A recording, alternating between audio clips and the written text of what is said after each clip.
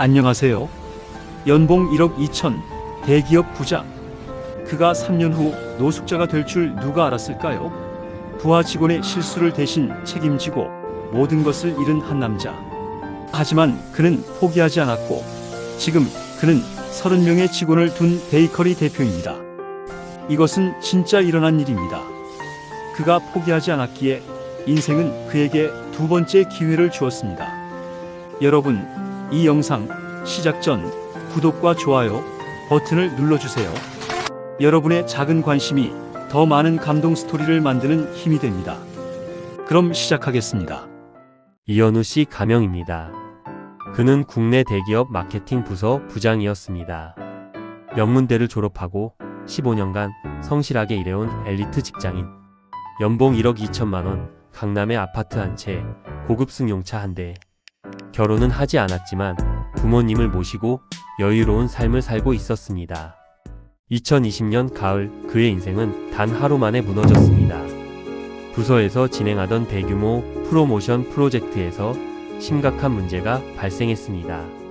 예산이 20억 원이나 초과되었고 협력사와의 계약서에 치명적인 오류가 있었던 것입니다. 실수는 직속 후배 김 과장이 한 것이었습니다. 입사 5년 차, 두 아이의 아버지였던 그 후배는 현우 씨 앞에서 무릎을 꿇었습니다. 부장님, 제가 잘못했습니다. 하지만 제가 지금 잘리면 아이들이.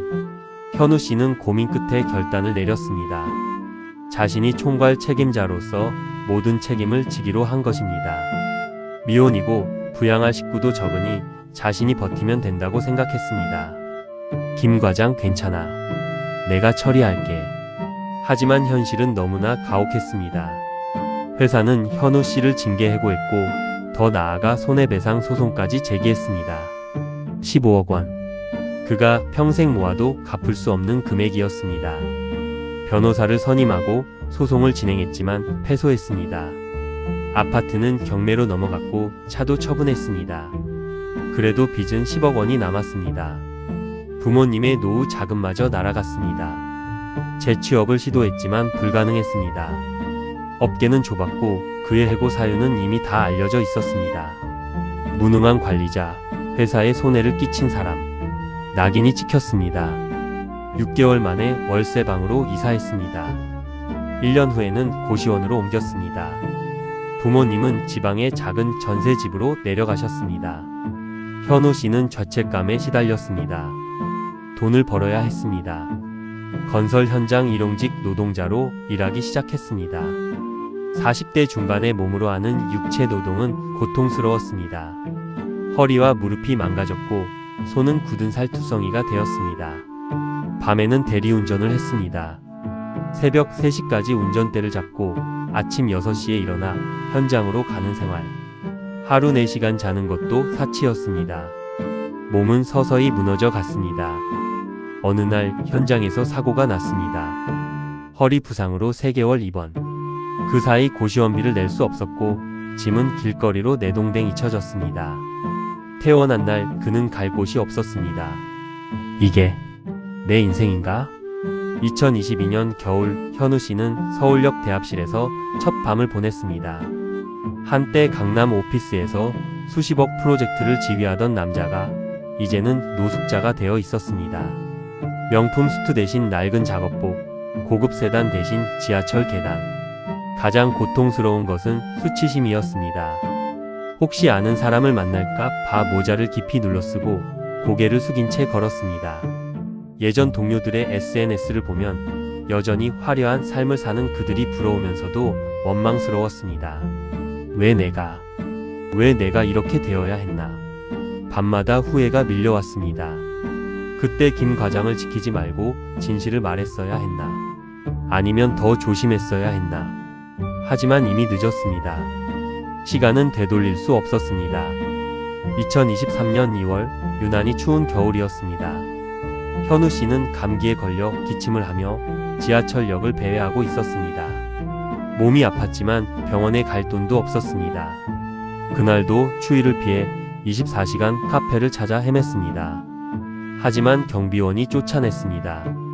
편의점도 패스트푸드점도 마찬가지였습니다. 노숙인이라는 이유만으로 그는 어디서도 환영받지 못했습니다. 새벽 4시 그는 주택가 골목을 걷고 있었습니다.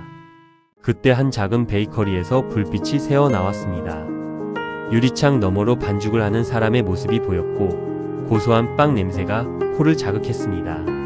현우 씨는 그냥 서서 바라봤습니다. 따뜻해 보이는 그 공간이, 그 평범한 일상이 너무나 부러웠습니다. 자신도 저렇게 평범하게 일하고 싶었습니다. 손님 괜찮으세요? 문이 열리며 50대 남자가 나왔습니다. 빵집 주인인 듯 했습니다. 아, 죄송합니다. 그냥 많이 추우신 것 같은데 잠깐 들어오시겠어요? 따뜻한 차라도 한 잔 드릴게요. 현우 씨는 망설였습니다.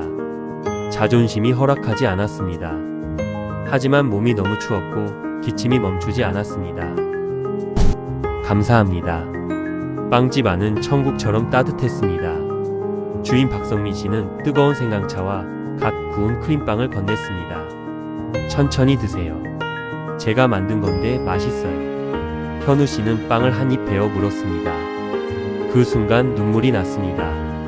언제 이렇게 따뜻한 음식을 먹어봤던가. 언제 이렇게 친절한 대접을 받았던가. 박성민 사장은 조용히 옆에 앉았습니다. 저도 예전에 비슷한 시기가 있었어요. 사업 실패하고 빚에 쫓기고 한때는 차에서 잠을 잤죠. 그러셨군요. 그때 한 선배가 저를 도와줬어요. 제빵 기술을 가르쳐주고 다시 일어설 수 있게 해줬죠. 그래서 저도 누군가를 도와야겠다고 생각했어요. 현우 씨는 고개를 들었습니다. 박 사장의 눈빛에는 진심이 담겨 있었습니다. 혹시 일하실 생각 있으세요? 예?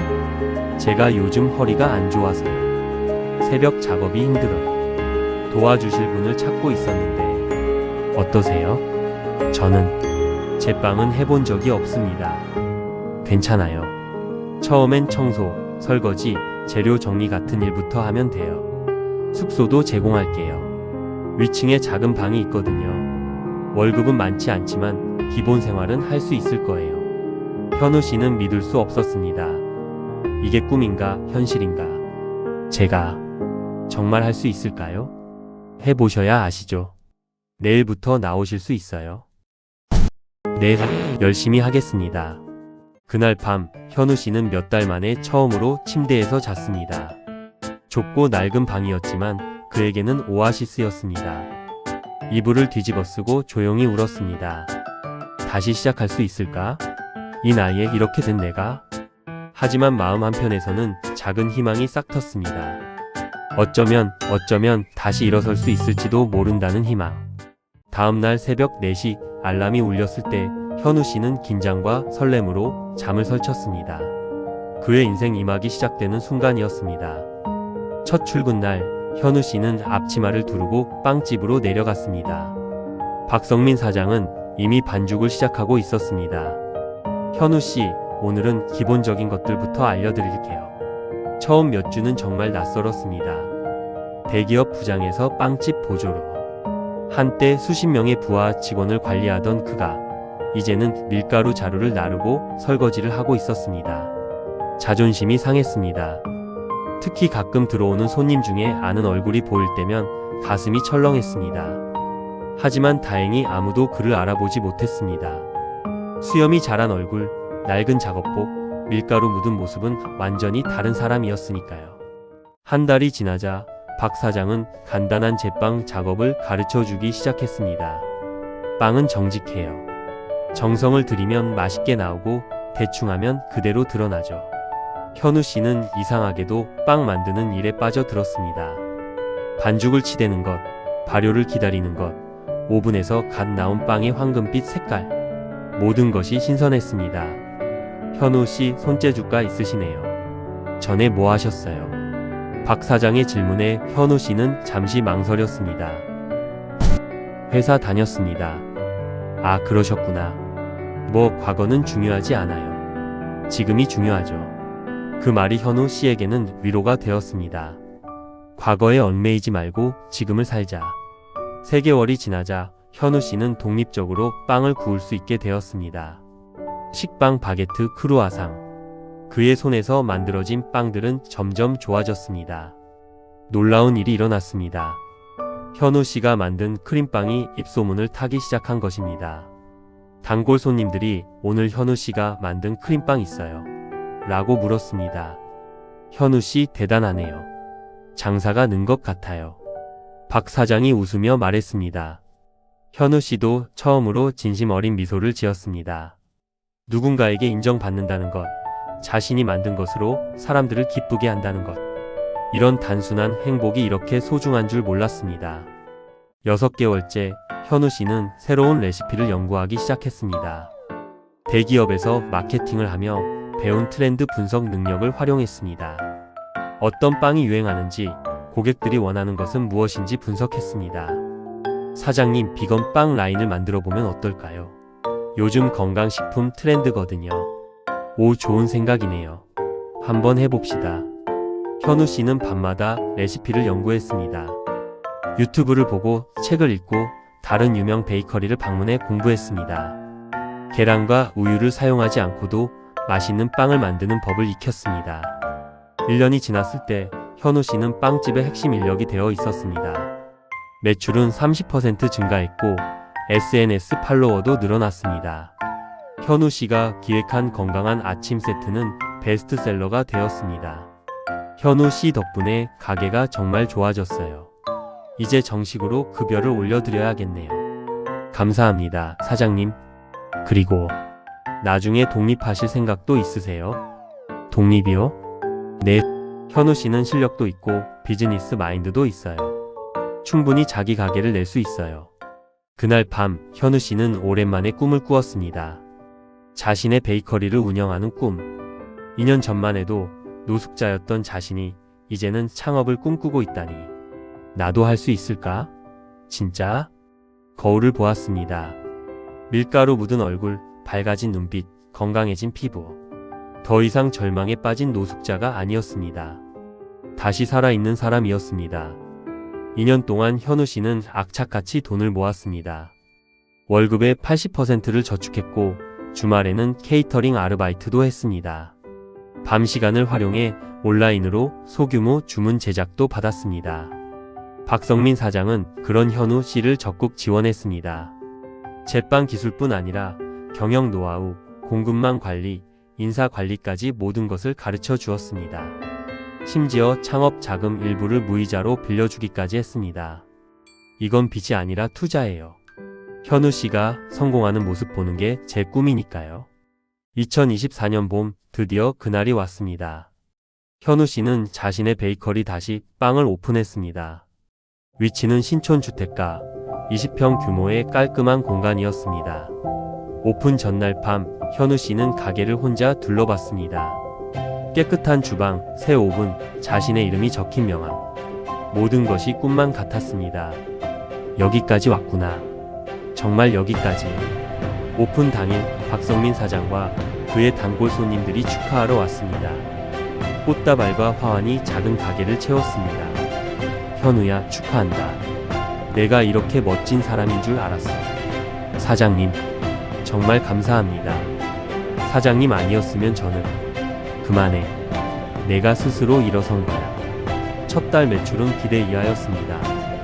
하지만 현우 씨는 포기하지 않았습니다. 대기업에서 배운 마케팅 전략을 활용했습니다. SNS 마케팅, 지역 커뮤니티 참여, 이벤트 기획, 모든 것을 동원했습니다. 특히 그는 스토리에 집중했습니다. 자신의 과거를 숨기지 않고 솔직하게 공유했습니다.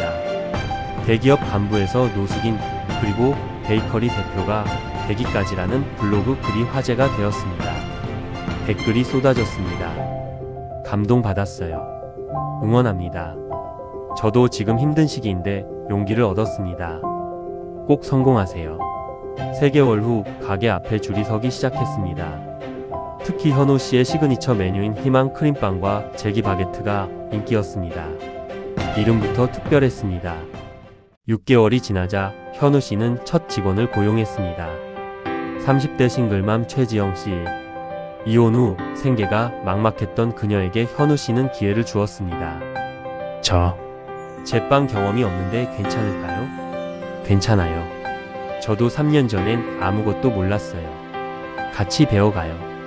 현우 씨는 지영 씨에게 자신이 받았던 것과 똑같은 것을 주었습니다. 기술, 인내, 그리고 희망. 1년 후 다시 빵은 지역 최고의 베이커리가 되었습니다. 현우 씨는 두 번째 직원을 더 고용했고 매출은 월 5천만 원을 넘어섰습니다. 하지만 그는 여기서 멈추지 않았습니다. 매달 수익의 15%를 노숙인 지원 단체에 기부하기 시작했습니다. 그리고 지역 자활센터와 협력해 무료 제빵 교육을 시작했습니다. 제가 받은 도움을 이제 돌려줄 차례입니다. 2025년 현재 다시 빵은 3개 지점을 운영하고 있습니다. 직원은 총 30명. 그중 절반은 현우 씨처럼 어려운 시기를 겪었던 사람들입니다. 현우 씨는 단순히 고용주가 아닙니다. 그는 멘토이자 희망의 전달자입니다. 매주 월요일 아침 전 직원이 모여 각자의 목표와 어려움을 나눕니다. 우리는 단순히 빵을 파는 게 아닙니다. 희망을 나눕니다. 지난달 현우 씨의 이야기가 한 방송사 다큐멘터리에 소개되었습니다.